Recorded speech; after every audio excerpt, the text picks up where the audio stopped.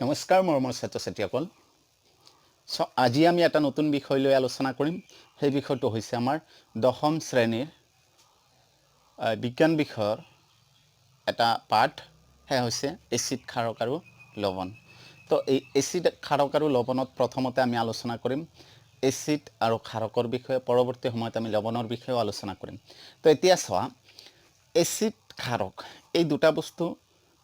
আমাৰ দৈনন্দিন জীৱনৰ লগত ওতঃপ্ৰোতভাৱে জড়িত তো আমি প্ৰথমতে জানিব লাগিব এচিড কি ক্ষাৰক কি এই ক্ষেত্ৰত চোৱা এচিড ক্ষাৰকটো আমি দৈনন্দিন জীৱনত ব্যৱহাৰ কৰি থকা প্ৰত্যেকটো লিকুইড যিবিলাক লিকুইড ফৰ্মত আমি যিবিলাক বস্তু ব্যৱহাৰ কৰি আছোঁ এই প্ৰত্যেকটো বস্তুৰেই মেক্সিমাম তাৰমানে বেছিভাগেই হয়তো আম্লিক হ'ব ক্ষাৰকীয় হ'ব হয়তো এচিডিক হ'ব নয়তো ক্ষাৰকীয় হ'ব এবাৰ কথা হ'ল আমি কেনেকৈ গম পাম কোনটো বস্তু এচিডিক কোনটো বস্তু ক্ষাৰকীয় বা এচিড কাক কম আমি ক্ষাৰক কাক কম সেই সম্বন্ধে যদি আমি ক'ব যাওঁ প্ৰথমতে চোৱা এচিডৰ কথা যদি মই কওঁ চোৱা এচিডটো যদি ক'ব বিচাৰোঁ প্ৰথমতে চোৱা যিবোৰ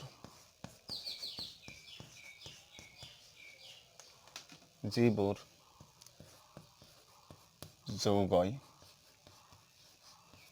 জলীয় দ্ৰৱত আয়নিত হয়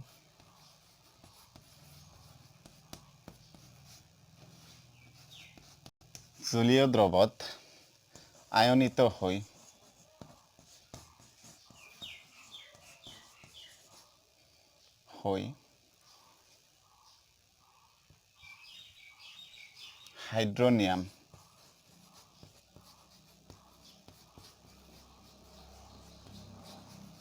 হাইড্ৰনিয়াম যাক লিখা হয় H3O+ আয়ন মুক্ত কৰে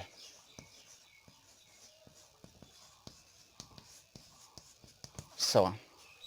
এচিড আমি কাক কম যে এনেকুৱা আমি দৈনন্দিন জীৱনত ব্যৱহাৰ কৰি থকা লিকুইড ফৰ্মত যিবিলাক বস্তু আছে লিকুইড পদাৰ্থবিলাকৰ আমি কি কৈছিলোঁ মেক্সিমামেই হয় এচিডিক হ'ব হয় কি হ'ব ক্ষাৰকীয় হ'ব চ' মই প্ৰথমতে এচিডটো যদি ক'ব বিচাৰোঁ চোৱা যিবোৰ যৌগই জলীয় দ্ৰৱত আয়নিত হৈ হাইড্ৰনিয়াম আয়ন মুক্ত কৰে সেইবোৰক আমি কি বুলি ক'ব লাগিব এচিড বুলি ক'ব লাগিব এতিয়া চোৱা এই হাইড্ৰনিয়াম আয়নটোৰ কথা কৈ আছোঁ মই এই যিবিলাক বস্তু লিকুইড ফৰ্মত আছে তাৰ ভিতৰত কিছুমানে H3O+ আকৌ কিছুমানৰ ক্ষেত্ৰত আমি পৰৱৰ্তী সময়ত দি আছোঁ OH- তো এই যে H3O+ এইটো কোৱা হয় কি আয়ন হাইড্ৰনিয়াম আয়ন তো এই হাইড্ৰনিয়াম আয়নটোক আমি সহজতে আমি যেতিয়া বাৰে বাৰে লিখিব লগা হ'ব হাইড্ৰনিয়াম আয়নটোক তেতিয়া আমি কি কৰিম ইয়াক আমি কেৱল H+ বুলি চিনাক্ত কৰিম চ' সহজ অৰ্থত আমি ক'ব লাগিব কি যে যিবিলাক পদাৰ্থই বা যিবিলাক যৌগই জলীয় দ্ৰৱত আয়নিত হ'লে কি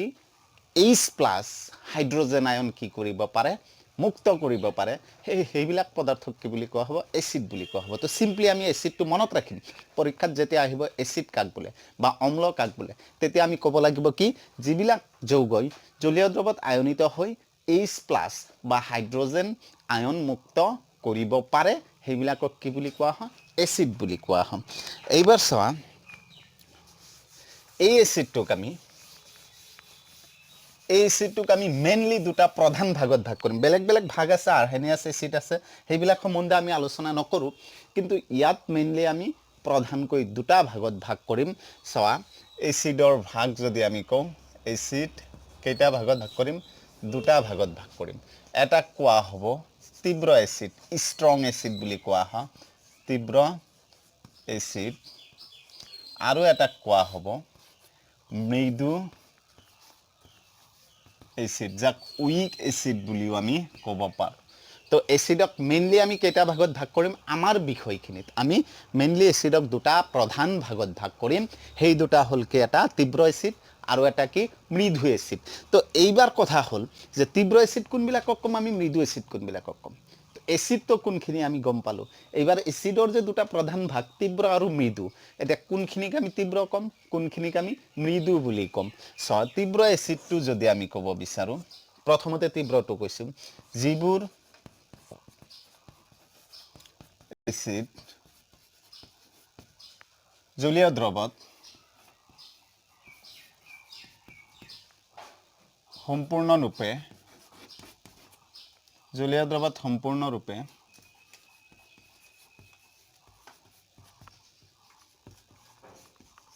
সম্পূৰ্ণৰূপে আয়নিত হৈ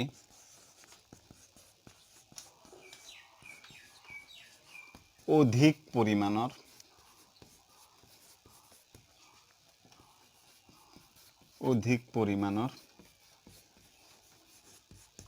H+ আয়ন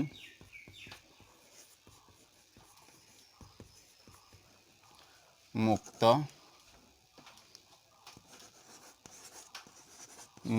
কৰে তীব্ৰ এচিড কাক কম আমি যিবোৰ এচিড জলীয় দ্ৰৱত সম্পূৰ্ণৰূপে আয়নিত হৈ অধিক পৰিমাণৰ কি উৎপন্ন কৰিব পাৰে হাইড্ৰজেন আয়ন উৎপন্ন কৰিব পাৰে এইটোৱে কিন্তু মেইন পইণ্ট ইয়াত যে তীব্ৰ এচিডবিলাকে অধিক পৰিমাণৰ হাইড্ৰজেন আয়ন উৎপন্ন কৰিব পাৰে অৰ্থাৎ তীব্ৰ এচিডবিলাকত H+ আয়নটো যথেষ্ট পৰিমাণে থাকে আৰু ইহঁত জলীয় দ্ৰৱত আয়নিত হোৱাৰ লগে লগে যথেষ্টখিনি অধিক পৰিমাণৰ কি কৰিব পাৰে H+ আয়ন মুক্ত কৰিব পাৰে যিবিলাক এচিডে অধিক H+ আয়ন মুক্ত কৰিব পাৰিব সেইবিলাক হ'ব কি তীব্ৰ এচিড অৰ্থাৎ আমি সংজ্ঞাটো পৰীক্ষাত আহিলে কেনেকৈ ক'ম যে যিবোৰ এচিড জলীয় দ্ৰৱত সম্পূৰ্ণৰূপে আয়নিত হৈ অধিক পৰিমাণৰ কি কৰে হাইড্ৰজেন আয়ন উৎপন্ন কৰিব পাৰে বা মুক্ত কৰিব পাৰে সেইবিলাকক কি এচিড বুলি কোৱা হ'ব তীব্ৰ এচিড বুলি কোৱা হ'ব তো যিয়ে নহওক যদি আমি ইয়াৰ এক্সাম্পল কওঁ চাওঁচোন HCl হাইড্ৰক্লৰিক এচিড তাৰপিছত যদি কওঁ আমি H2SO4 এইবিলাক হ'ল কি তীব্ৰ এচিড অৰ্থাৎ আমি মেইনলি ক'ব পাৰোঁ এই যিবিলাক ইনঅৰ্গেনিক যিবিলাক এচিড আছে ইনঅৰ্গেনিক অজৈব যিবিলাক আছে সেই ইনঅৰ্গেনিক এচিডবিলাক সাধাৰণতে কি হয় তীব্ৰ এচিড হয় ইহঁতে কি জলীয় দ্ৰৱত অধিক পৰিমাণৰ হাইড্ৰজেন আয়ন উৎপন্ন কৰিব পাৰে আমি তীব্ৰ এচিডটো পালোঁ তীব্ৰ এচিড কোনখিনি এইবাৰ যদি আমি মৃদু এচিডৰ কথা কওঁ চাৱা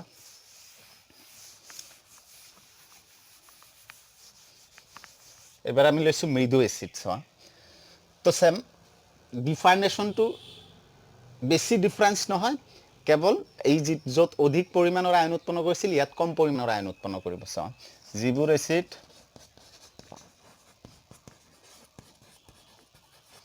জলীয় দ্ৰৱত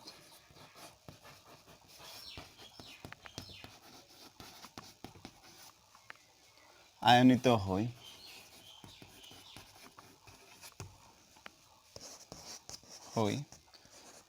কম পৰিমাণৰ আয়ন H+ আয়ন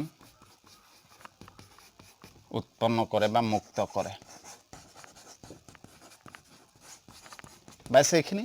যে আমি এচিডবিলাকৰ প্ৰধানকৈ কেইটা ভাগ পালোঁ দুটা ভাগ পালোঁ সেই দুটা ভাগৰ ভিতৰত প্ৰথমে আমি কৈছিলোঁ তীব্ৰ এচিড যিবোৰ এচিড জলীয় দ্ৰৱত আয়নিত হৈ সম্পূৰ্ণৰূপে আয়নিত হৈ অধিক পৰিমাণৰ কি কৰিব পাৰে হাইড্ৰজেন আয়ন উৎপন্ন কৰিব পাৰে একেদৰে আমি মৃদু এচিডত কি ক'লোঁ জাষ্ট তীব্ৰটোৰ বিপৰীত অৰ্থাৎ তীব্ৰত অধিক আয়ন উৎপন্ন হৈছিল মৃদুটোত কি হয়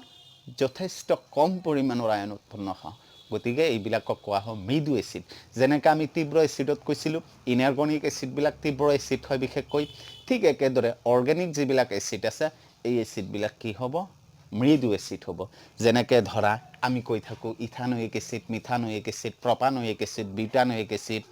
এই যে অক্সেলিক এচিড এই আটাইবিলাক হৈছে কি জৈৱ এচিড এইবিলাকক মৃদু এচিডৰ ভাগত আমি দিব পাৰোঁ অৰ্থাৎ এই জৈৱ এচিডবিলাকে ইথানয়িক মিথানয়িক প্ৰপানয়িক অক্সেলিক এই এচিডবিলাকে কি কৰিব হাইড্ৰক্লৰিক এচিড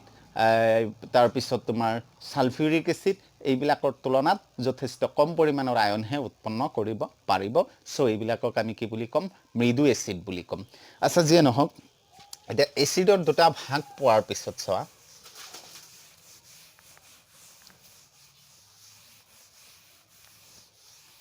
এই এচিডবিলাকৰ কিছুমান আমি সাধাৰণ বৈশিষ্ট্য পাওঁ নেকি চাওঁচোন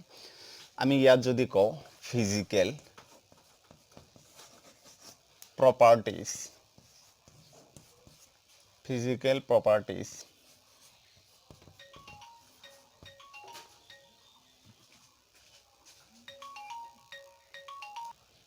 তো আমি কি লিখিছো physical properties of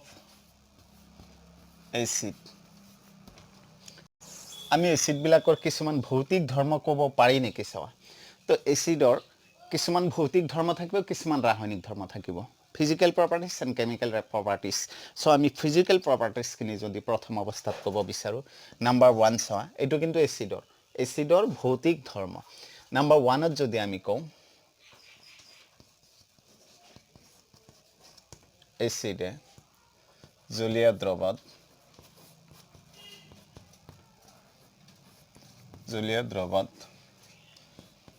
H+ আয়ন মুক্ত কৰে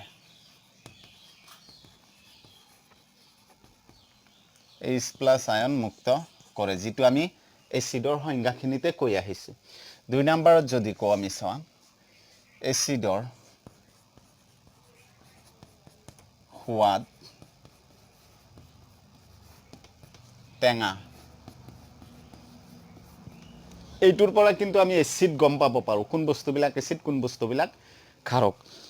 সো আমি কৈছো এসিডৰ সোৱাদ টেঙা আজি বৰ্তমান সময়ত আমি যিবিলাক বস্তু খাওঁ টেঙা যিবিলাক বস্তু টেঙা লাগে টেঙা বস্তুটো টেঙা নামৰ কোনো গুণ নাই এই টেঙাটো হোৱাৰ এটাই প্ৰধান কাৰণ হৈছে কি তাত এসিড থাকে এসিডৰ সোৱাদ টেঙা সো আমি আজিৰ পৰা জানিম যি বস্তুটো আমি খাই আছো টেঙা লাগি আছে তাতেই কি আছে এসিড আছে কাৰণ এসিডৰহে সোৱাদ টেঙা সেই বস্তুটোৰ সোৱাদ টেঙা হ'ব নোৱাৰে সো এসিড থকাৰ কাৰণেহে বস্তুটো টেঙা লাগিব আজিৰ পৰা নেমু টেঙা কোৱা আম কোৱা তাৰ পিছত তেতেলি টেঙা কোৱা যিকোনো ধৰণৰ টেঙা বস্তুৱে কোৱা ভাবিব লাগিব আমি ভাবিম যে এই বস্তুবিলাকত কি আছে এসিড আছে সেই কাৰণে ইহত কি টেঙা হৈছে সো আমি ইয়াৰ 3 নম্বৰৰ যেটো প্ৰপাৰ্টিজ যদি কওঁ আমি 3 নম্বৰ প্ৰপাৰ্টিজত এসিডে নীলা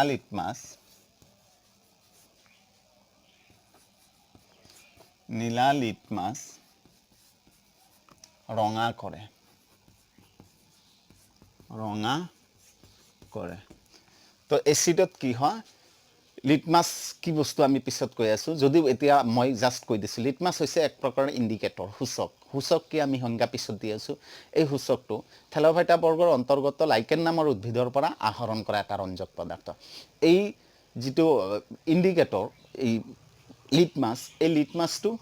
এসিড আৰু ক্ষাৰক মাধ্যমত বেলেগ বেলেগ ৰং প্ৰদৰ্শন কৰে অৰ্থাৎ আমি যদি এসিডত নীলা ৰঙৰ এটা লিটমাছ ডুবাই দিও তেনেহলে তাৰ পিছত সবে ডুবাই দিয়াৰ লগে লগে সেই নীলা লিটমাছটো কি হৈ যাব ৰঙা হৈ যাব এটো প্ৰত্যেকটো এসিডেই কৰিব গতিকে এটো এটা এসিডৰ এটা ফিজিক্যাল প্ৰপাৰ্টিজ ভৌতিক ধৰ্ম তাৰ পিছত আমি ক'ব পাৰো চোৱা এসিডৰ জলীয় দ্ৰৱই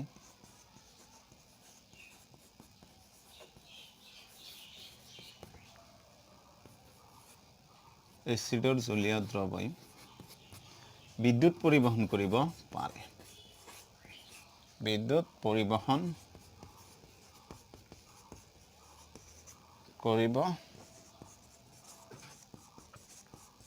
পাৰে আমি জানো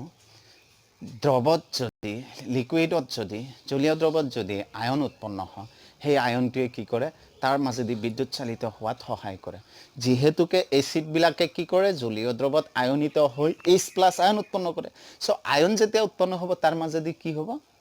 বিদ্যুৎ প্ৰবাহ চালিত হ'ব পাৰিব সো এইখিনি যদি আমাৰ পৰীক্ষাত আহে যে what is the physical properties of acid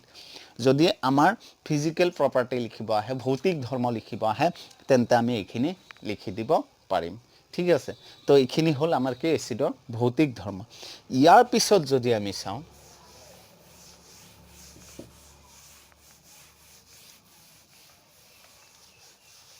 এবাৰ যদি আমি ক্ষাৰকটোৱে লৈছো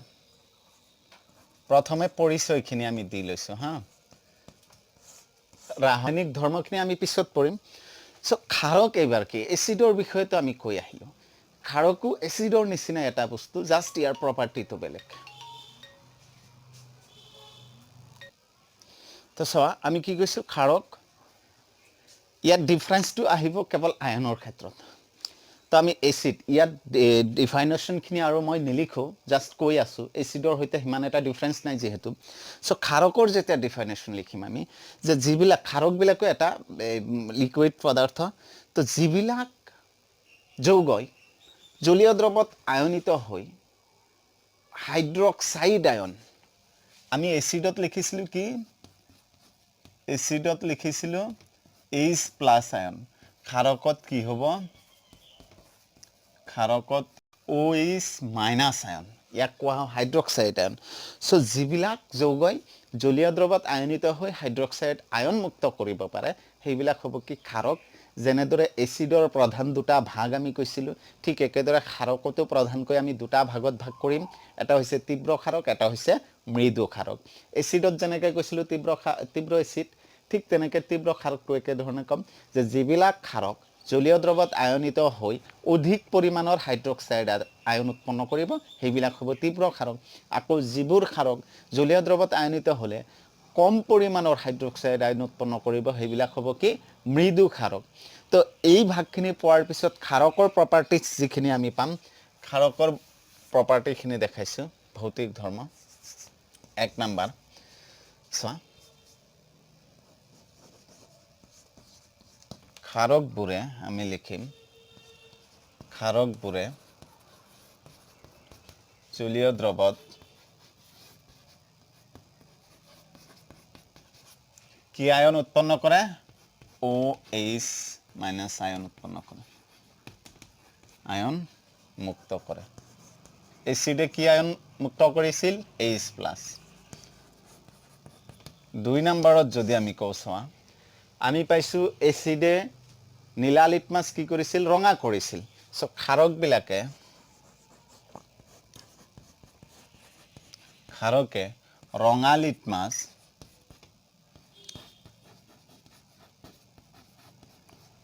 লিটমাছ নীলা কৰে ক্ষাৰকে কি কৰিব এচিডে নীলাটো ৰঙা কৰে ক্ষাৰকে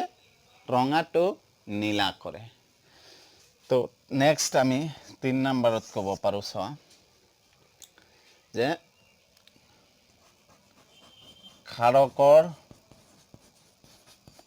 সোৱাদ তিতা বা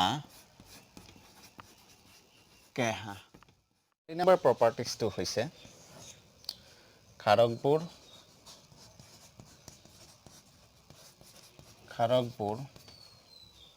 চুলে পিছল লাগে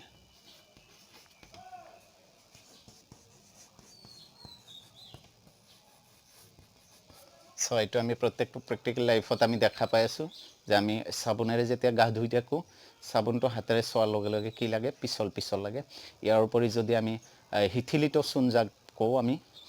সেই চূণটো যদি আমি হাতেৰে চুওঁ পিছল লাগে অৰ্থাৎ ক্ষাৰকৰ এইটো এটা হৈছে ইম্পৰ্টেণ্ট ভৌতিক ধৰ্ম